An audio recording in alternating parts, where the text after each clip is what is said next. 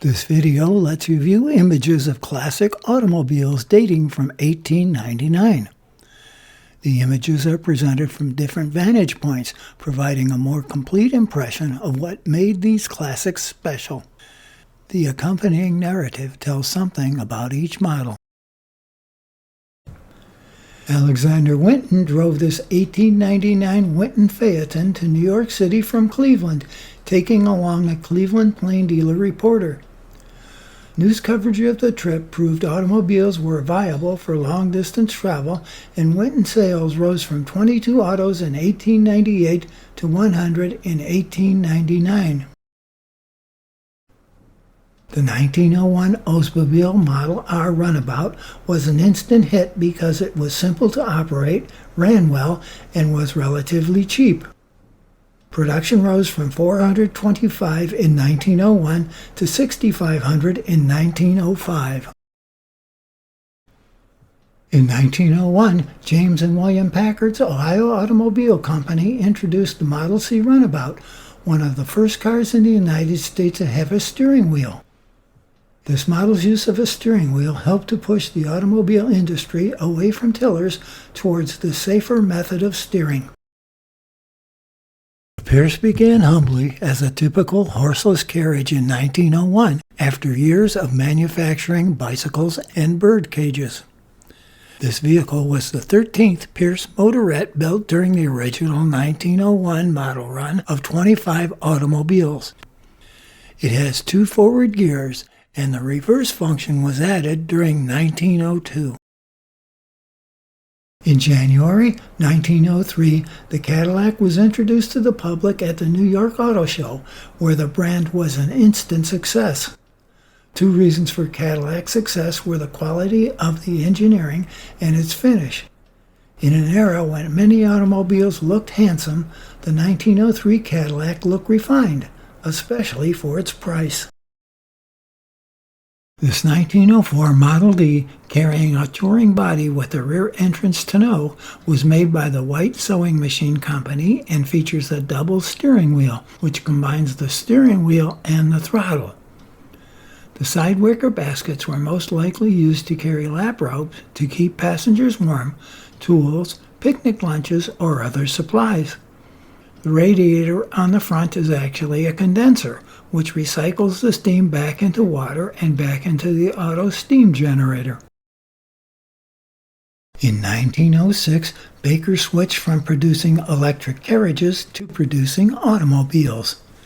It made 800 cars that year, including this Imperial Runabout model, making them the largest electric vehicle makers in the world. In comparison to its steam and gasoline-powered contemporaries, electric vehicles were far easier to start and drive and were also much easier and more cost-effective to repair. Between 1906 and 1913, Garford Manufacturing Company built cars at the higher end of the price spectrum for the Studebaker Corporation. These upper-tiered models were preferred by well-to-do ladies of the day and were intended for short trips in the absolute lap of luxury. This 1907 Studebaker-Garford Model H Landaulet was custom-ordered for Mrs. Bertha Palmer and painted in her favorite colors with brass accents and fine-crafted cherry wood. The 1907 Winton Model M touring car had a 3-speed sliding gear transmission rather than the individual clutch-type transmission of its earlier models, and it had a mechanically controlled throttle instead of compressed air system used in all previous models. It introduced the clamshell style of fenders, which would not be adopted by most auto manufacturers until the 1920s. These changes in Winton's production illustrate a trend towards standardization that began in the second decade of American auto manufacture. Robert Hupp used high-quality materials in an auto that was small, lightweight, and affordable, resulting in the sporty little 2-seat Huppmobile Model 20 Runabout. Although it was designed to be low-priced, the Huppmobile featured several carryovers from racing cars. the gas tank behind the seat, bucket seats, and a leather safety strap over the hood. Its body style, especially the elongated hood, resembled many of the high-powered and higher-priced racebouts of the time. Although originally known for steam-powered cars, White Motors found its greatest success in gasoline-powered trucks. This 1909 White 1.5-ton delivery truck is an early example of what became a staple of White's production lines. This truck is also similar to the more than 15,000 trucks that White produced during World War I to support the U.S. Army and America's allies in Europe. The 1910 Duryea Electra Phaeton was marketed as having the elegance, comfort, cleanliness, noiselessness, and simplicity of the electric, with the reliability, long range, low weight, low cost, and ever-readiness of the gasoline car. While many auto manufacturers adopted smaller wheels wrapped in pneumatic rubber tires, Duryea stuck with the high wheel for simplicity and reliability. This was the first car to enter the collection that would become the Thompson Auto Album and later the Crawford Auto Aviation Museum. The Simplex Model 90 was the pinnacle of motoring enjoyment, combining styling, luxury, power, and speed.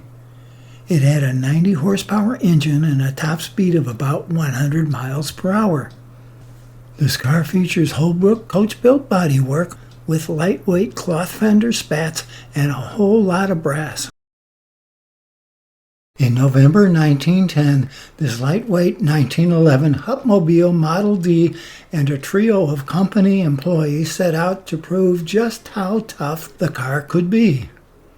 They took this car more than 47,000 miles on an around-the-world jaunt. Despite the team's efforts, Hupp was never a very successful brand. In the 1910s, the Packard Motor Company produced some of the most coveted automobiles then available. The 1911 Packard Model 30 was the best of the best, offering luxurious accommodations for 5 passengers. Thompson Products purchased this car in 1945 for $250, and after a complete restoration, the car became one of the founding members of the Crawford's collection. During the 1910s, Pierce-Arroow was arguably the finest motor car available, and it was built to a standard of quality that has rarely been surpassed. This Model 36 was the smallest of Pierce-Arrow's trio of 6-cylinder powered offerings for 1912. The car was the epitome of class and sophistication, using only the highest quality components such as a cast aluminum body. The 1913 astro-daimler Prince Heinrich, shown here without a body, is often considered to be one of the contenders for the title of the world's first sports car. It was designed by Ferdinand Porsche and modeled after the car that took the top 3 positions in the 1910 Prince Heinrich trial. Unlike purpose-built racing cars, the Prince Heinrich trial only allowed 4-seater production-based entries. Peerless was Cleveland's answer to some of the greatest automobiles in the world. The 1914 Model 60 6-cylinder Peerless was a monstrous automobile that carried an astronomical price tag. As a result, only 58 examples of the Model 66 were built, and this is the only known surviving example of the run. The 1914 Stutz Bearcat was perhaps the earliest American sports car and became a status symbol for the wealthy. These were fast and fun machines that were built to a high standard of quality.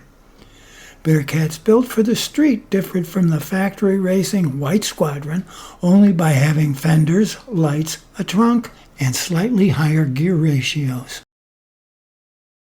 Wood's Motor Vehicle Company built the 1914 Mobilette to capture new customers. The dual power supposedly combined the best of both, but customers disagreed and the car and the company disappeared in 1918. 1915 Ford Couplet was one of the rarest Model Ts because not very many of them were made due to low demand. At $750, it was the second most expensive car in the Ford line, but it could only seat 2 people. The Couplet was one of the few Model Ts that were actually more attractive than practical. Roush & Lang coupled its reputation for quality carriages with the new technology of electric motors. This 1916 Model J6 featured classic electrical auto phone booth styling. It was equipped with dual steering, brake, and motor controls that allowed the vehicle to be driven from either the front or back seat. With a factory price of more than $5,500, the 1917 white town car represented a level of luxury that was unavailable to most customers. In addition to advanced styling for its model year, it offered an engine that was one of the most refined examples available in 1917. This 6-passenger town car is the last passenger car model offered by the White Motor Company. The Cleveland Automobile Company was a subsidiary of the Chandler Company, aiming to venture into the lower-priced car market. This 1920 Cleveland Model 40 2-passenger roadster was essentially a scaled-down version of the Chandler automobiles. It featured a stylish roadster body that was built by Fisher Brothers. The 1920 Jordan Model M Playboy was stylish, attractive, and very colorful. Jordan excelled in styling and design with beautiful bodies, often closed in exotic metals. While it wasn't technologically advanced, it stood out due to its unique advertising. The 1920 Mercer Series 5 Raceabout was a high-quality, high-performance car that was among the best cars you could buy. Vibrant colors often adorned the exterior, while the interior was plush and cozy. The car had a superbly engineered chassis equipped with live axle suspension, making it agile and responsive. The 1922 Templar A445 came in various model styles, including a roadster, which was one of the cheaper models introduced that year. The company boasted excellent gas mileage, powerful engines, and the ability to conquer any hill it encountered. A Templar traveled from New York to Chicago in just 26 hours and 10 minutes, smashing the prior record by over 6 hours. Chandler introduced a new traffic transmission in 1924, eliminating the need to double clutch in city traffic. This 1926 Chandler Model 33A Roadster has the up-to-date technology offered by the company. Features included the traffic transmission, the Pikes Peak engine, a one-shot lubrication system, and the distinctive vertical bar grille. The Jordan Motor Company adapted the Weidman Company sport model camper body to the Jordan frame. Jordan marketed the hybrid as the house car, becoming one of the earliest examples of a family camper. This 1926 Jordan house car shows Ned Jordan's creativity and market-savvy nature. The Jordan Motor Car Company produced some of the finest products in its final years. This dual-cowled Phantom Speedboy was reportedly built as a wedding present for Ned Jordan's daughter, Jane. Prices for the Jordan lineup in 1929 ranged from $1,295 for a Sport 4 model to the $2,745 price of the Speedboy Phaeton. The Packard Company roared through the roaring 20s with a succession of beautifully designed cars. For 1930, Packards were available in any number of standard bodies constructed by the factory. This is a 1930 Packard Model 745 and 1789 were manufactured that year. Peerless produced the Master Series, which offered a combination of power and luxury. This Master 8 Sports Coupe was one of approximately 1,200 cars produced. The Master Series was the pinnacle for Peerless Motor Company's legacy. This 1932 Cadillac 355B Sport Fenton had a V8 engine that provided power and acceleration. Cadillac was at the forefront of the cylinder wars, also offering a V12 and V16. 1932 was the last year before the introduction of the torpedo-style bodies and streamlining. Peerless engineers drove 4 prototype Peerless cars to the Walter M. Murphy Company in Pasadena. Murphy placed a specially designed sedan body on one of the prototype frames. Peerless folded soon after, making this the last automobile produced by the company. Businessweek called the 1931 Auburn more car for the money than the public has ever seen. This 1935 8-851 Cabriolet was Auburn Automobile Company's last blaze of glory. The Depression had a large impact on the lifespan of the company that folded in 1937. Chrysler unveiled the Airflow Imperial C2 in 1935, a unique design intended to be aerodynamic. This design was a more conservative version of the 1935 Airflow, but had limited success. Chrysler dropped the design in 1937 as it did not appeal to the American public. Allegheny Ludlam Steel Corporation commissioned Ford Motor Company to make stainless steel bodies. These were placed on 6 1936 Deluxe Tudor sedan chassis to promote stainless steel. For the next 10 years, Allegheny Ludlam officers and salesmen drove these stainless steel automobiles. This 1938 Harrods electric delivery van was one of a fleet belonging to Harrods luxury department store. The 1-ton vans were powered by floor-mounted batteries that drove a 3.5 horsepower motor and had an operational range of 60 miles. These vehicles were designed and constructed in Harrods' own workshops. During the early 1920s, Lincoln's engineering was first-rate, but their styling was stale and sales suffered, resulting in Lincoln being sold to Ford. Edsel Ford remade Lincoln's style, seeking out the best custom coach-making shops to produce bodies for their new and improved Lincoln. The 1939 Zephyr H76 boasted a new development for Lincoln automobiles: hydraulic brakes. This is a 1948 Chrysler Windsor Town & Country, one of the most fondly remembered cars of the immediate post-war era. While earlier Town & Countries used ash framing with mahogany paneling, by 1948 the paneling was of Dynoc vinyl on steel. The Town & Country failed for several reasons. The car was expensive, and the wood, while stunning in appearance, was difficult and expensive to maintain.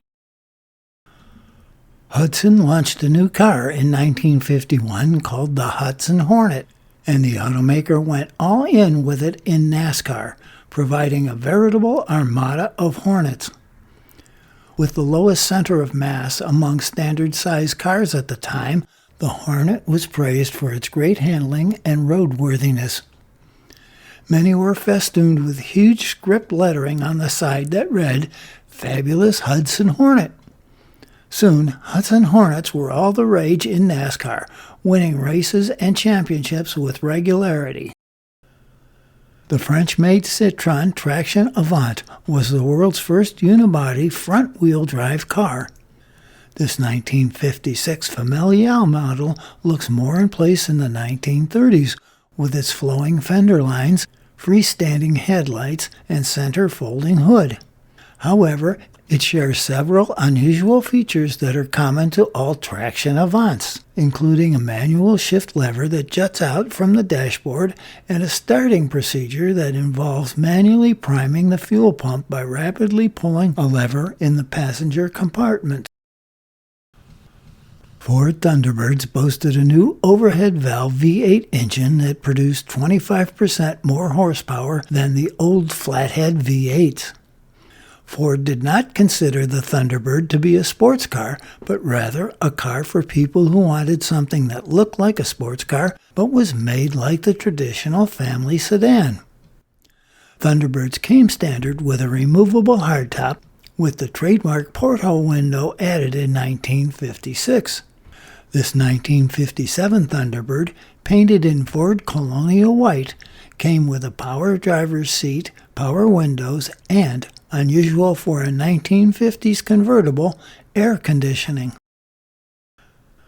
The Chrysler 300 series were hot cars and considered to be one of the great performance vehicles of all time.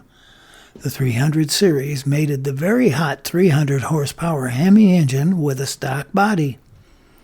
After it was introduced to the market, Chrysler sent its 300s out to the NASCAR circuit and to Daytona, where it proceeded to demolish the competition. This car is a 1958 Chrysler 300D.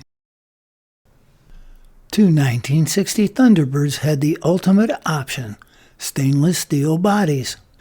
This Thunderbird rolled off the line at Wixom, Michigan on July 11, 1960. The Allegheny Ludlam Steel Corporation produced stainless steel for these vehicles.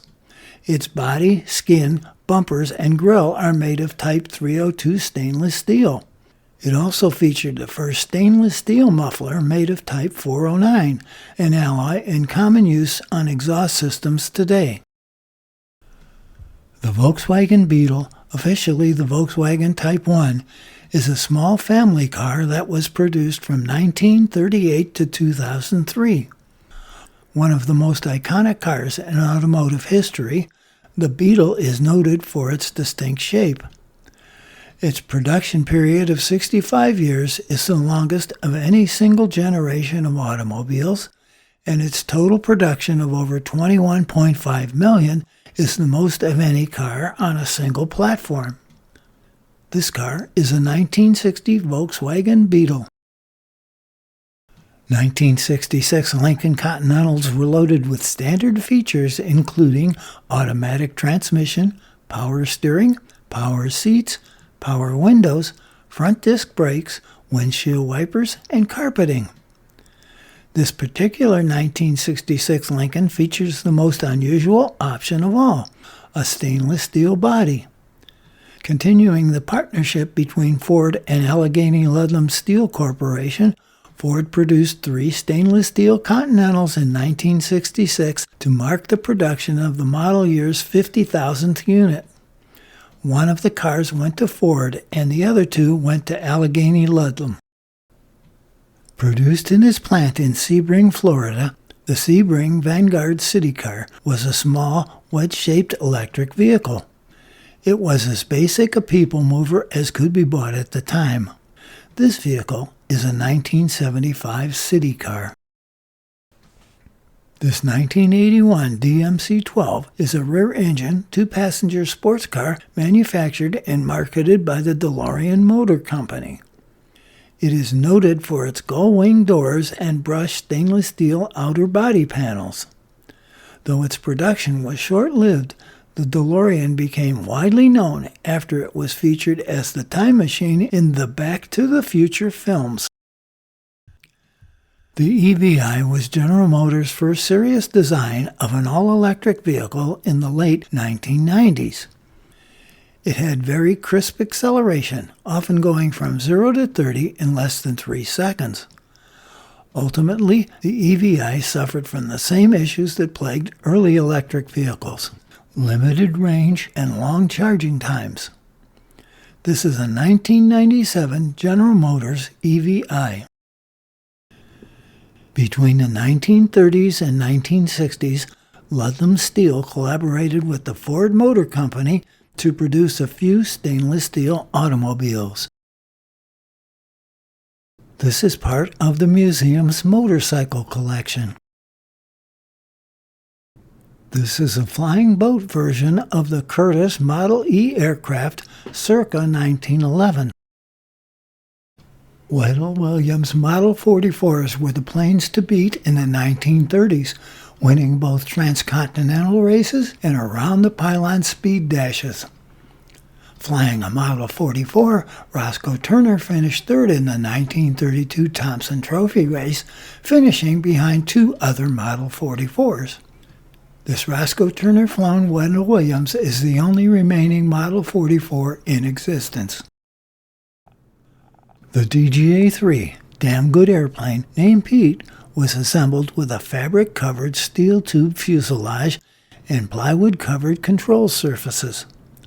Pete's first real test was at the 1930 National Air Races in Chicago, where it won 5 of the 7 races entered. In 1931, Benny Howard flew it to 6th place in the Thompson Trophy race. Early North American aviation P-51 Mustangs equipped with Allison V-12 engines were lackluster performers at the altitudes required for effective bomber escort duties. The British swapped the Allison for the Rolls-Royce Merlin V-12 engine. With Merlins, the Mustang excelled at high-altitude dogfighting, bomber escort, ground attack, and close air support. In September 1945, this plane was placed in storage and was then purchased as surplus in 1946 by Robert Swanson, who converted it to the Air Racer Second Fiddle. You can help others discover this video by clicking the like button, and thank you for viewing this to the end.